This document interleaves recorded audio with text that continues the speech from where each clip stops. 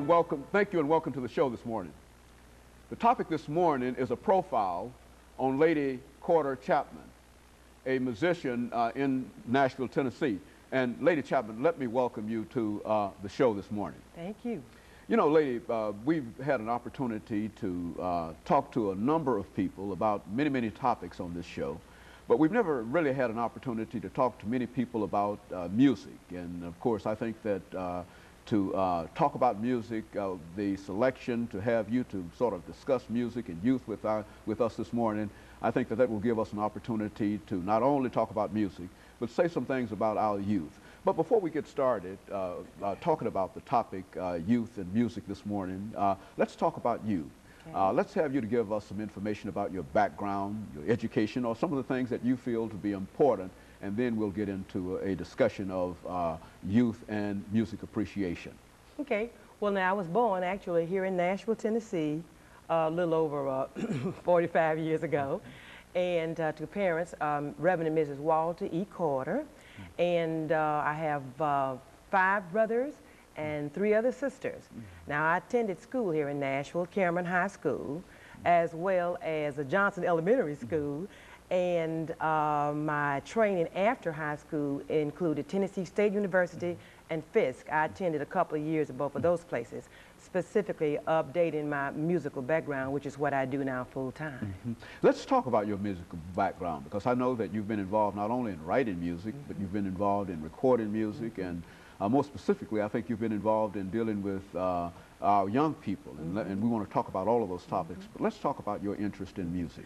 Okay, my interest in music has always been a part, I guess I would say, a part of my family background. My granddaddy, Reverend F.M. Corder, was a preacher and a singer.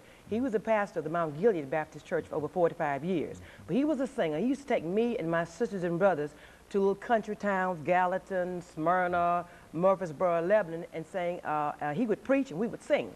So at a very young age, I was introduced to music kinds of things. And then about the age of 12, my grandmama began to send me and my sisters to take music classes. And so I guess I've been playing for churches since about the age of 12.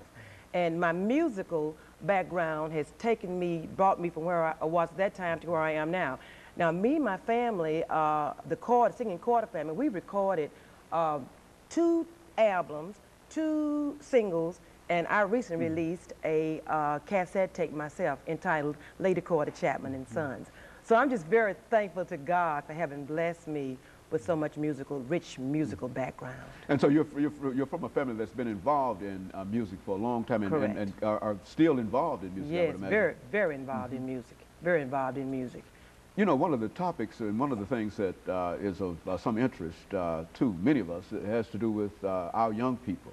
And I know that you've been involved not only in music, but you've been involved in dealing with our young people, and you've had quite an impact in terms of providing the kind of inspiration that they need, and teaching in choirs and directing choirs. And let's talk about that, because I think that if there's one thing that's sort of missed in terms of what we do in the various communities today, has to do with music appreciation and getting our young people again involved in music. What would be your prescription in terms of what we ought to do? Well, I'll tell you what, I have a great love for our children, for our youth, and I think they need to be exposed to as many creative things as is possible. I think they should be exposed to vim and vitality and excitement and love for Jesus Christ, first of all, and that's what I attempt to do. One of the songs I wrote says, Lord, let your light shine in me for others to see. And I think our children need to be exposed to enthusiasm. They need to be exposed to the fact that they are somebody. So daily, on a daily basis, I work specifically with children's choirs, even in my music ministry of teaching people how to play the piano and voice enhancement. Over half of my students that I teach daily are children. I work for young folks' choirs. I do choir workshops for young folk, solo workshops, and you name it, and I do it if it's related to music and especially young people. I find that we as older persons need to share with our children how important it is that they be creative. It's important that we share with our children that you are somebody and that you can do it. And I just thank God for giving me some vehemence, some vigor, some excitement. And we get in front of these children. When I get in front of these children, I like to communicate to them that you can do it. Take time, sit